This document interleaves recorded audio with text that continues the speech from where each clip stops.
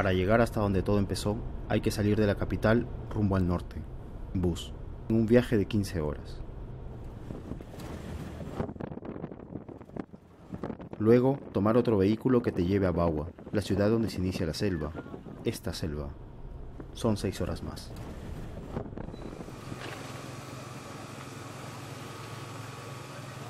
En Bawa hay que alquilar una camioneta, 4x4 si es posible. En otras 3 horas llegarás al puerto de Imacita. Desde ahí es media hora más para llegar a Las Cruces.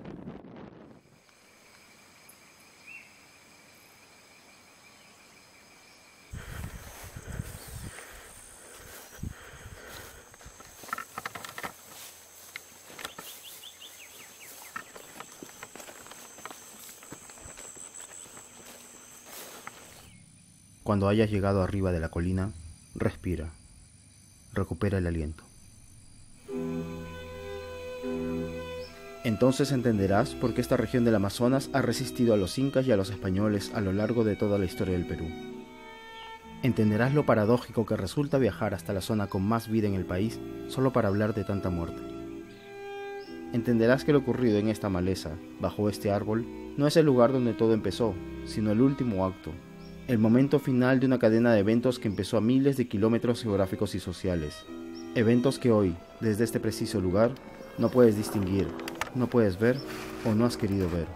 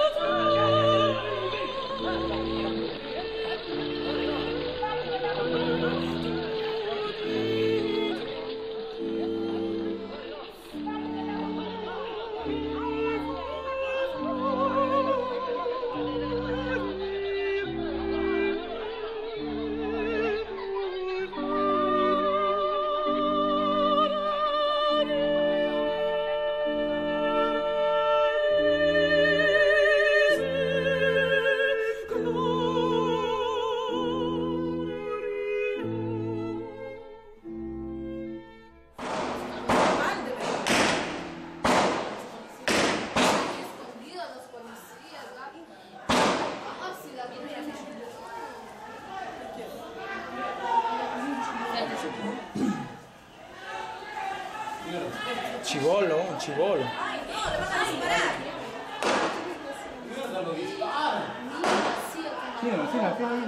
Está filmando, está filmando.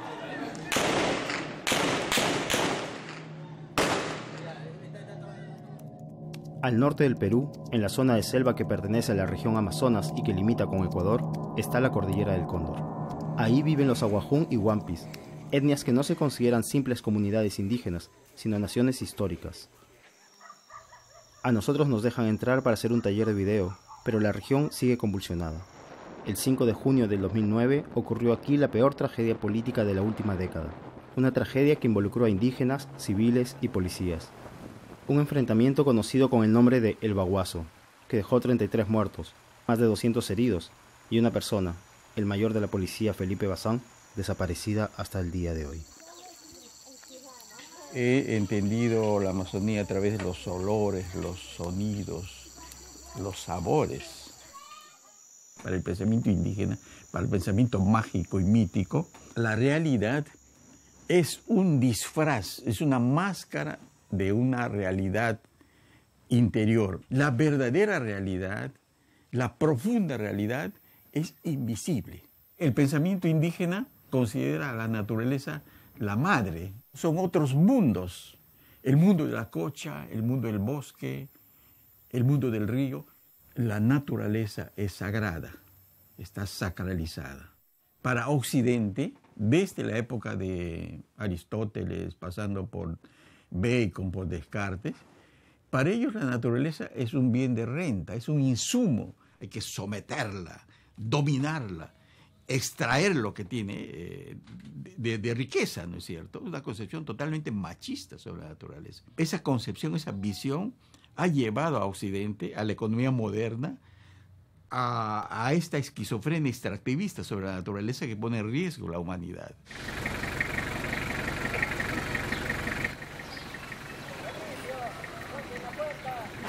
Nosotros exigimos un derecho y la sociedad occidental entiende de otra manera muy diferente. Y entonces eso es el enfrentamiento. Lo que pasa es que en ese momento estos gobernantes, a pesar de que realmente ellos firman el convenio internacional de 169, el convenio de la OIT, no aplican, no conocían, hasta los abogados no conocen acá.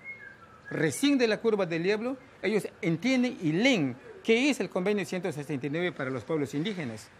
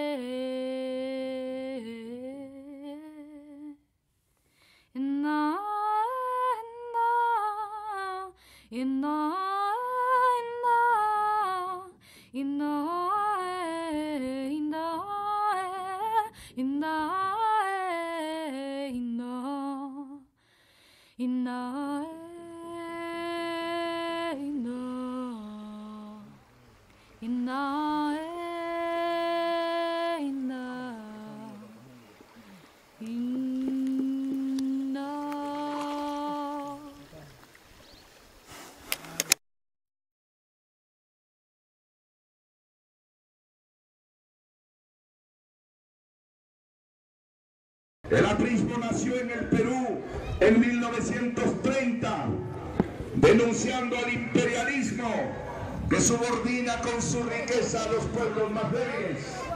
Estos derechistas que piensan en nombre del gran capital, ellos solo creen en el libre mercado, es decir, en la inversión internacional y en la ley del más fuerte, del que tiene dinero. A eso llaman libre mercado. Ellos dicen que cuando venga el capital internacional, el Perú se va a desarrollar. Y yo les respondo, no es cierto. Hace 16 años se viene ensayando esa receta y no funciona. Ladies and gentlemen, the President of the United States, accompanied by the President of the Republic of Peru.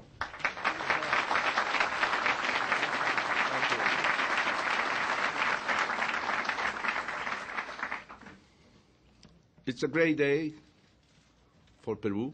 I wish to express my sincere recognition to Your Excellency. Your Excellency, you should be sure, as well as the members of the Congress and the American people, that in Peru this treaty will not exclude the poorest or the Peruvian workers.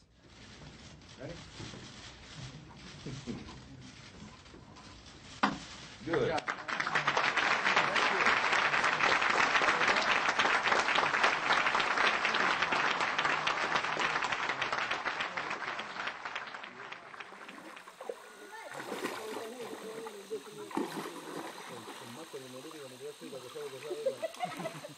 Con el ingreso de la minera Afrodita a territorio indígena, empezaron los reclamos, las cartas de los nativos dirigidas al Congreso, al Ministerio de Energía y Minas, a las autoridades de Petroperú. Cartas que rechazaban la exploración y explotación de hidrocarburos en tierras protegidas.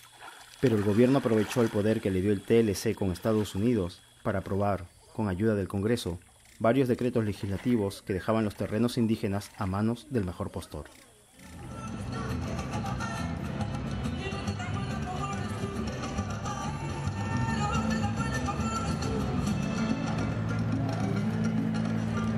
Congreso delegó facultades legislativas al Poder Ejecutivo para que legisle en materia de Tratado de Libre Comercio.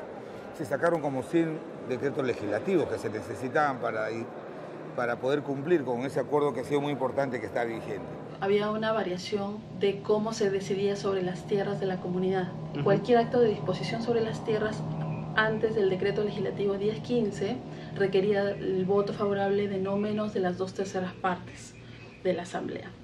Con el decreto legislativo 1015 requería no menos del 50% de los comuneros asistentes a la Asamblea. La disminución del aval ya no estaba técnicamente sustentada y tampoco esa decisión había sido materia de consulta a los pueblos indígenas. En la ley forestal anterior al decreto legislativo 1090 no se permitía el derecho a propiedad sobre las tierras forestales.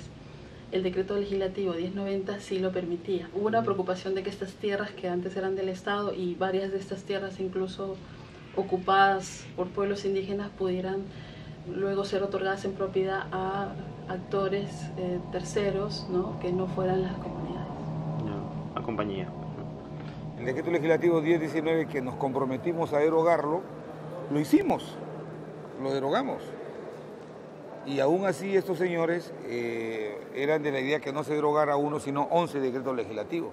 Muchos de ellos no tenían nada que ver con afectar los derechos de las comunidades y antes bien eran importantes mantenerlos. ¿Por qué? Porque eran parte de los compromisos que el Perú había asumido para poder suscribir el Tratado de Libre Comercio con los Estados Unidos, ¿no? Él es Carlos. Él vende sus productos en un lugar donde hay pocos compradores. A Carlos le iría muchísimo mejor si vendiera sus cosas en un lugar con mucha más gente con plata. Mientras el Perú oficial festejaba su soñado acuerdo con Estados Unidos, en la selva, los nativos empezaron a exigir la anulación de los decretos legislativos. Nosotros estamos todos en pie de lucha, simplemente para que las leyes que atentan los territorios de los pueblos indígenas sean derogados. Entonces apareció la ministra Mercedes Arauz para ubicar a la opinión pública en contra de los indígenas. Si se derogaban esos decretos, el Perú perdía todo el TLC. ¿Y qué pasaría si se deroga? Pongámonos en ese supuesto. No generaría un problema, ¿no? Porque tendríamos que hacer una legislación nueva, pero ¿cuál? O sea, una derogatoria nos deja en un vacío legal que nos deja sin capacidad de control. Nos podrían llevar a un panel de incumplimiento y decir, ¿y eso qué implicaría? Que podríamos ponernos sanciones, sea comerciales, sea sanciones de otra naturaleza, hasta la declaración de que el tratado no está siendo cumplido. Aumentaron los reclamos, pero el 2007 no había tiempo para protestas.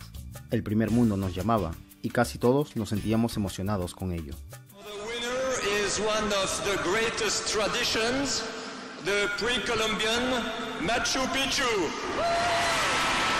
Señora ministra, las gracias por estar acá. Algo que acaba de decir una peruana es, nos sentimos felices de ser peruanos. Esto llena de orgullo y aumenta la autoestima de los peruanos. ¿Cómo lo recibe usted? Esa es la clave de esta campaña. La campaña era recobrar nuestra autoestima y saber que somos capaces de estar juntos y unidos para lograr éxitos. Podemos construir un Perú de primer nivel si nosotros seguimos unidos y no nos destruimos con huelgas, con bloqueo de carreteras, si no nos interrumpimos en nuestro desarrollo. Estamos orgullosos de nuestra gente. Estamos orgullosos de ser peruanos. Aquí es posible vivir. Agua, ¿quién tiene agua? Agua, para darle agua. Es lamentable que después de 186 años de la creación de la República del Perú, cada vez con este tipo de actos el gobierno escucha. Realmente es una vergüenza vivir en nuestro país, llamado Perú. De pronto, parecía que el tratado comercial más importante para el Perú estaba en peligro por culpa de los nativos. Y la única respuesta oficial que obtuvieron por sus reclamos fue un artículo del presidente Alan García, publicado en el diario El Comercio, titulado El síndrome del perro del hortelano.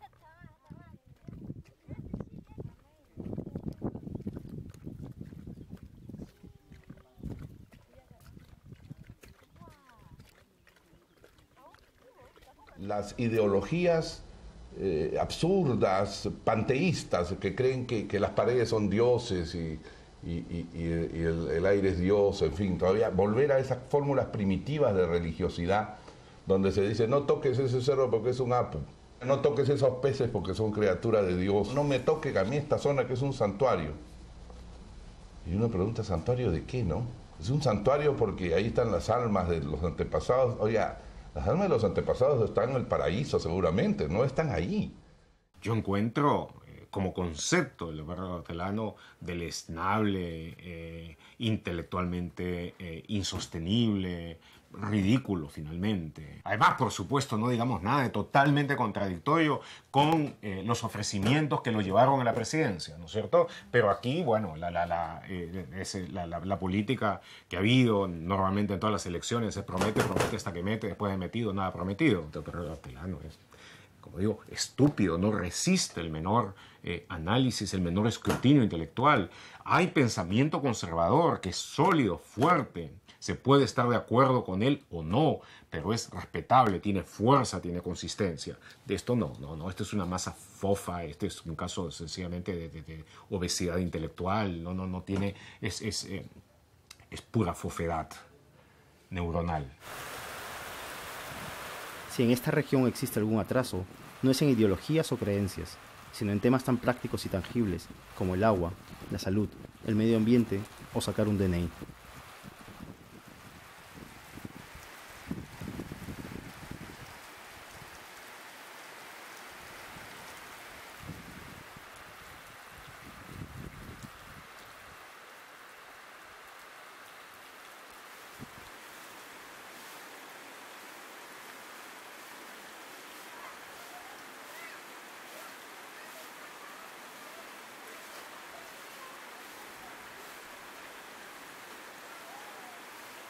De las zonas más ricas del Perú, tú transfieres recursos a través del presupuesto a las zonas más deprimidas. Yo no veo que haya un sentimiento antinativos, no lo veo. Te soy bien franco. No es que los olviden, o sea, pero discúlpame. no sé, en salud. O sea, hay un olvido que eso no se puede negar. Como quisiera que en cada cuadra hubiera una posta médica y que tuviéramos colegios sensacionales y universidades magníficas. Oye, feliz seríamos todos, pero ¿hay los recursos para todo eso? Ay, pues. ¿Por qué llamamos olvido a lo que se llama imposibilidad? ¿Acaso el presupuesto es un barril sin fondos, lleno de oro y que alcanza para todo? No es verdad, pues. No es verdad. Y el Perú ha tenido muchas limitaciones presupuestales durante décadas. Entonces decir, los pueblos olvidados del Perú, no me jodan.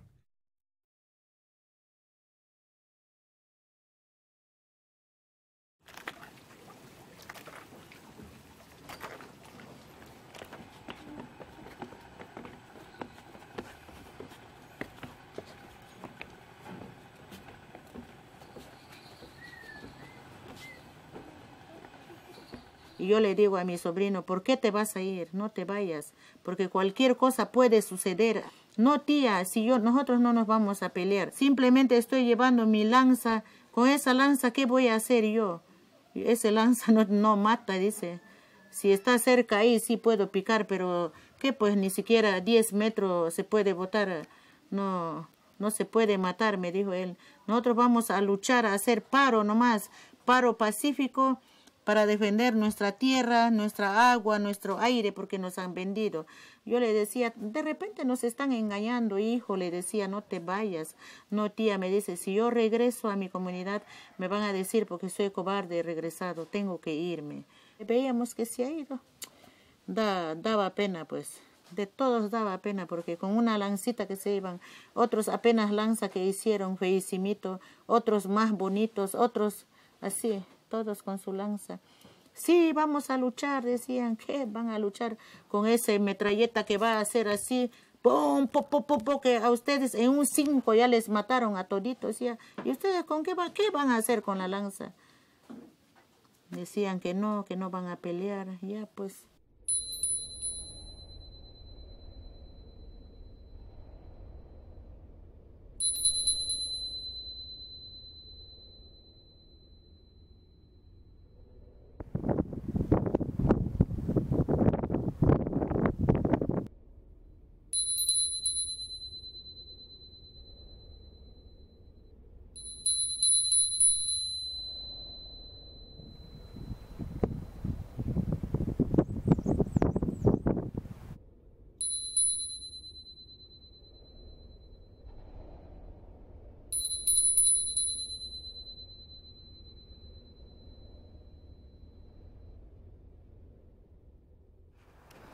Derogaron 2 decretos legislativos, la 1015 y la 1073.